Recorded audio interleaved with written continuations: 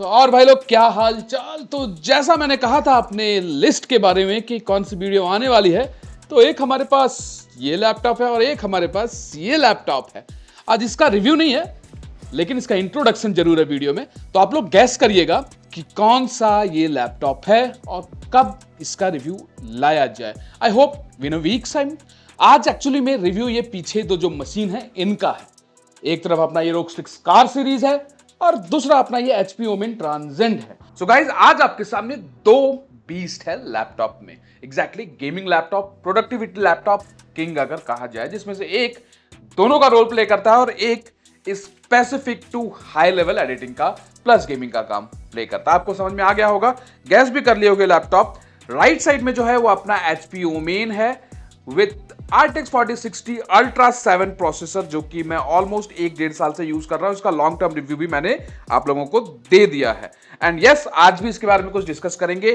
कुछ लोगों को कंफ्यूजन अभी भी है कि इसका बिल्ड कैसा है, क्वालिटी कैसा है। देखो, बिल्ड में तो नो डाउट अच्छा है।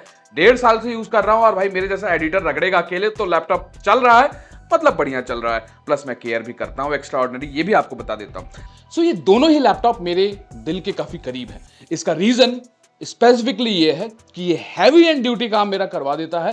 3080 Ti है, 3000 सीरीज है, तो क्या हुआ। नो डाउट DLSS 4 का सपोर्ट नहीं है, DLSS 3.5 का सपोर्ट नहीं है, बट जो रॉ परफॉर्मेंस है वो खुद में काफी अच्छा परफॉर्मेंस निकाल देता है।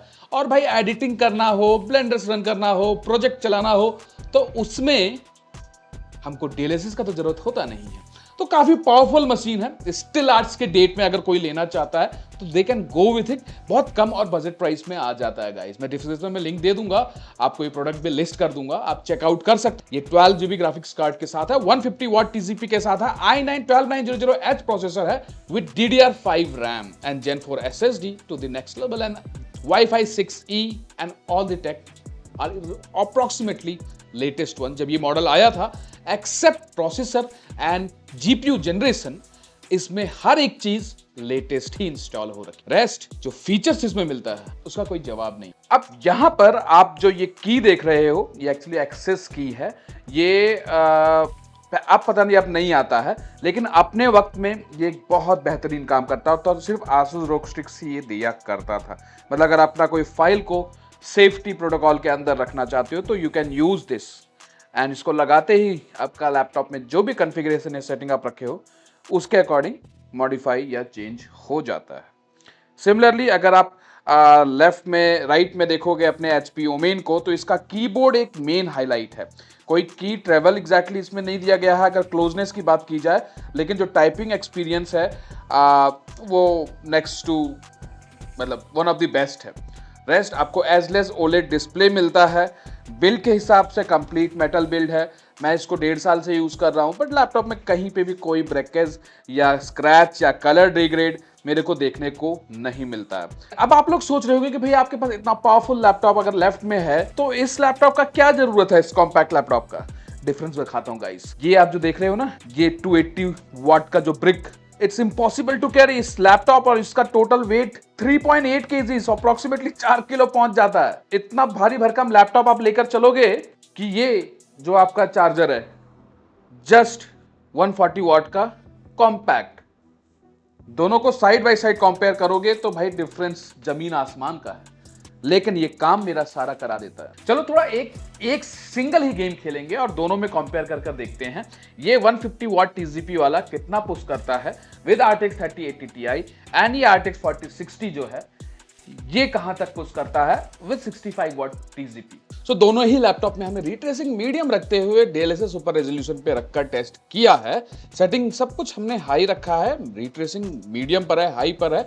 अब यहां पर दोनों ही लैपटॉप पे हमने कर दिया सेटिंग। अब लेफ्ट साइड में आप देख सकते हो रॉ परफॉर्मेंस, बिकॉज इसमें 3000 सीरीज है तो DLSS 4 का सपोर्ट तो मिलेगा नहीं, तो 64-67 प्लस FPS मिल रहा है। और राइट साइड में DLSS ऑन कर हमको सेम FPS निकाल रहा है RTX 4060। तो रॉ परफॉर्मेंस और DLSS का डिफरेंस देख सकते हो। अब यहां पर हमने 2K डिस्प्ले पर देख रहे हैं, बट 2K डिस्प्ले पे रॉ परफॉर्मेंस अपना 3080 Ti बेटर निकाल कर ला रहा है 60 प्लस FPS, और राइट साइड में हमारा नहीं कर पा रहा है HP ओमेन ट्रांसेंड, बिकॉज वहां पे वॉटेज कम है। नेक्स्ट गेम हमने RDR2 में टेस्ट किया 2K ही डिस्प्ले पर, और लेफ्ट साइड में आप देख सकते हो रॉ ही परफॉर्मेंस है बिकॉज DLSS ऑन करने के बाद भी, और राइट साइड में DLSS ऑन है 2K पर अपना रॉ परफॉर्मेंस 3080 Ti, बिकॉज इसमें VRAM ज्यादा है, नो डाउट अबाउट इट, इसलिए वो ज्यादा बेटर परफॉर्म करेगा ही। और इसमें अपना रैम भी 32 GB है और राइट साइड में रैम अपना 16 GB है। बट अगेन इस राइट साइड में जो रैम है वो थोड़ा पावरफुल है, but even after that difference आप देख सकते हो रॉ परफॉर्मेंस एंड DLSS 4.0। अगर आप इसका एक डेडिकेटेड रिव्यू चाहते हो आज के डेट में, किसके लिए सही रहेगा, लेना कितना बेटर रहेगा, वो तो मैं कह रहा हूं आप ले सकते हो, बट स्टिल अगर डेडिकेटेड रिव्यू चाहते हो, लॉन्ग टर्म एक्सपीरियंस चाहते हो, भाई 2 साल से ज्यादा हो गया इस लैपटॉप को यूज करते हुए, परफॉर्मेंस आज भी इंटैक्ट है।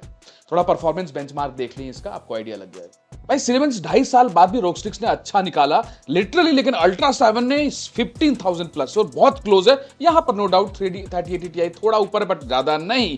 बेंचमार्क में अगर ब्लेंडर देखेंगे तो भी यहां पर ज्यादा डिफरेंस नहीं। सिमिलरली इसका भी परफॉर्मेंस बेंचमार्क आपने देखा ही, अपना HP Omen Transcend है, ये HP Omen Transcend 14 है एंड लिटरली ये मेरा personal gaming laptop, productivity laptop, working laptop, study laptop, streaming laptop, सब कुछ है, क्योंकि इसमें कैमरा बेहतरीन है, इसमें स्पेक्स बेहतरीन है, इसमें DDR5 रैम 7000 मेगा ट्रांसफर पर सेकंड के साथ मिलता है, Gen 4 SSD मिलता है with great read write speed, performance benchmark एक नंबर आता है, गेमिंग ठीक ठाक करा देता है एंड RTX 4060 मिलता है विद अल्ट्रा 7H प्रोसेसर।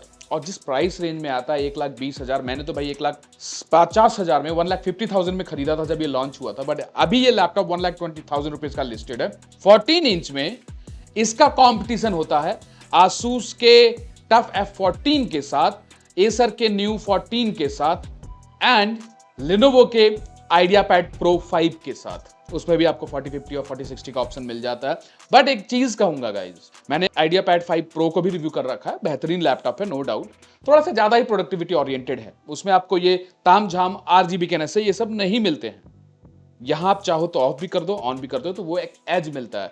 जो GPU का TGP है वो यहाँ पे 65 वॉट मिलता है, 4070 वाला लोगे तो 75 वॉट मिलेगा, बट 65 वॉट जैसा मैंने आपको गेमिंग में दिखाया, एक ठीक ठाक FPS आपको ये निकाल कर दे देता है जो वॉटेज पुश करना है, बिकॉज भाई स्लिम ट्रिम लैपटॉप है, लैपटॉप गर्म भी नहीं होना चाहिए। यही डिफरेंसेस आ जाता है जब आप F14 के साथ जाते हो, F14 का तब भी थर्मल बेटर है, लेकिन जब Acer में Neo 14 के साथ जाते हो, Neo 14 क्योंकि स्लिम ट्रिम लैपटॉप बनाया गया बट थर्मल्स उस लेवल का नहीं है, बिकॉज TGP ज्यादा है उस लैपटॉप में GPU का, लेकिन इतने स्लिम लैपटॉप में 14 इंच के लैपटॉप में ज्यादा GPU देकर फायदा नहीं है, बिकॉज उस लैपटॉप को जो लेता है उसका मेन पर्पज यही होता है कि भैया हमको प्रोडक्टिविटी रिलेटेड वर्क करना है, गेमिंग भी कर लिया जाएगा, एडिटिं ऑन द गो करना है, बेटर बैटरी बैकअप चाहिए, तो बेटर बैटरी बैकअप इसमें आपको HP Omen Transcend में मिल जाता है।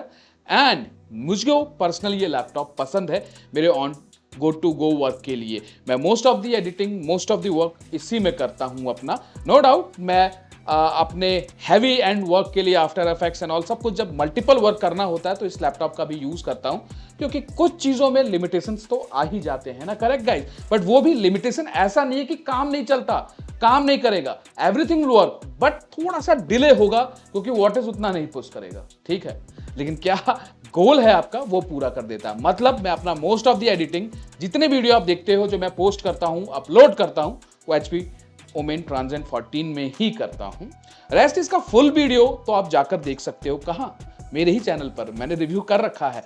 सबसे पहला इंडिया में स्पेसिफिकली फुल रिव्यू करने वाला मैं ही था, एंड इसका लॉन्ग टर्म एक्सपीरियंस रिव्यू भी मैंने डाल रखा है, वो भी जाकर देख सकते हो अगर आप इस पे डेडिकेटेड और कुछ रिव्यू चाहते हो। और जिन लोगों को कंफ्यूजन था कि बिल्ड क्वालिटी कैसा है, भाई बिल्ड क्वालिटी टॉप नॉच है, इतना दिन यूज करने के बाद भी, रगड़ने के बाद भी पेंट जॉब इंटैक्ट है, कहीं भी कोई डेंट नहीं है, लैपटॉप का परफॉर्मेंस वैसा का वैसा ही है, एंड समहाउ इसका कूलिंग फैन भी उतना गंदा नहीं हुआ जितना नॉर्मली मैं केयर के साथ इस्तेमाल करता हूं, ये भी इंपॉर्टेंट है। तो लैपटॉप मेरा वैसा ही परफॉर्म कर रहा है जैसा आज से 1 साल पहले परफॉर्म कर रहा था, इवन मैंने इसको बहुत अच्छे से रगड़ा है। वैसे तो दोनों ही लैपटॉप अच्छा परफॉर्म कर रहे हैं, आपको लेना कौन सा है वो मैटर करता है। वैसे अगर किसी को फ्लैगशिप लैपटॉप चाहिए एकदम end to end cutting edge technology के साथ with high TGP, high performance, i9 processor and all सारे तामझाम एंड RGB के नशे, तो भाई 2 लाख रुपए में they can go with this Rockstrix car series also, i9 12900H processor, RTX 3080 Ti, raw performance is top notch, no doubt, DLSS 4 का support चाहिए, एंड एक portable gaming laptop with a productivity and a good battery backup, तो HP Omen Transcend के साथ जाइए। Always thumbs up from my side to these two laptops. Rest जो मैंने starting में दो दिखाया उसका तो रिव्यू आ ही जाएगा गाइस। आई होप आप लोगों को वीडियो पसंद आ रही होगी मेरी, एंड कुछ अगर कमी रह जाए तो कमेंट करके जरूर बताया करिए दोस्तों। आप लोगों का सपोर्ट ही जरूरी है जिसके कारण मैं ये वीडियोस ला पा रहा हूं, एंड इसी बात पे सब्सक्राइब कर लीजिएगा, बेल आइकन दबा दीजिएगा। चलिए मिलते हैं नेक्स्ट अपकमिंग वीडियो में इन दोनों लैपटॉप के साथ।